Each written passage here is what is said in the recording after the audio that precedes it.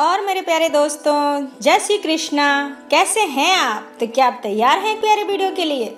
आज के इस वीडियो में हम बात करेंगे अजा एकादशी व्रत कथा के बारे में। दोस्तों, वीडियो यदि आपको अच्छा लगे तो वीडियो को लाइक करें, अपने मित्रों के साथ शेयर करें और हमारे इस यूट्यूब चैनल को सब्सक्राइब जरूर करें एवं वीडियो के नीचे कमेंट्स बॉक्स में जय श्री कृष्णा अवश्य लिखें। तो चलिए बात करते हैं अजा एकादशी व्रत कथा के बारे में। भगवान श्री कृष्ण और अर्जुन की वार्तालाप में ये कथा आगे बढ़ती है। आइए हम भी विस्तार से सुने।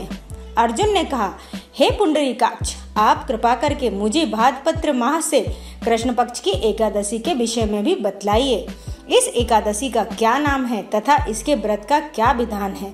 इसका व्रत करने से किस फल की प्राप्ति होती है? तब श्री कृष्ण ने कहा, हे कुंती पुत्र, भाद्रपत्र माह के कृष्ण पक्ष की एकादशी को अजा एकादशी कहते हैं। इसका व्रत करने से सभी पाप नष्ट हो जाते हैं। इसे लोक और परलोक में मदद करने वाली इस एकादशी व्रत के समान संसार में दूसरा कोई व्रत नहीं है।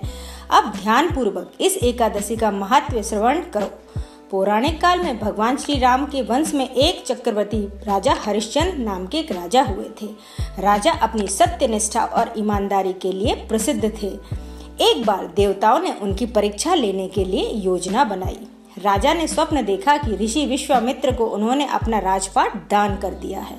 सुबह उठते ही उन्होंने अपने सभी मंत्रियों की सभा बुलाई और अपने सपने में जो देखा वही दृश्य सबको सुनाया।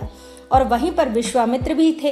राजा जी ने जो देखा वही किया। राजा ने सत्यनिष्ठ व्रत का पालन करते हुए संपूर्ण राज्य विश्वामित्र को सौंप दिया।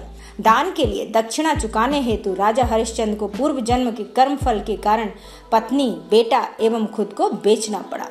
हरिश्चंद्र को एक डोमने खरीद लिया जो शमशान भूमि में लोगों के दाह संस्कार का काम करवाता था।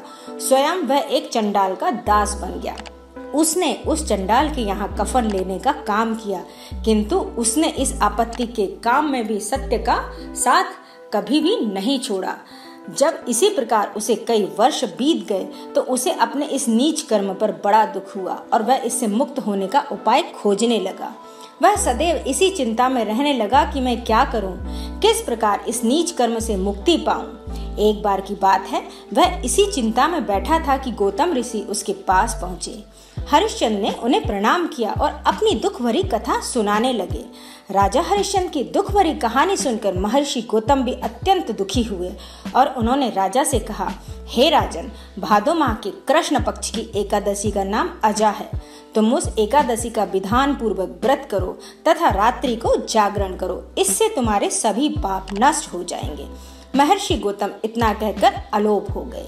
अजा नाम की एकादशी आने पर राजा हरिश्चंद्र ने महर्षि के कहे अनुसार विधान पूर्वक उपवास तथा रात्रि जागरण किया। इस व्रत के प्रभाव से राजा के सभी पाप नष्ट हो गए। उस समय स्वर्ग में नगाड़े बजने लगे तथा पुष्पों की वर्षा होने लगी। उन्होंने अपने सामने ब्रह्मा, विष्णु, महेश तथा देवेंद्र आदि देवताओं को खड़ा पाया। उन्होंने अपने मृतक पुत्र को जीवित तथा अपनी पत्नी को राजसी वस्त्र तथा आभूषणों से परिपूर्ण देखा।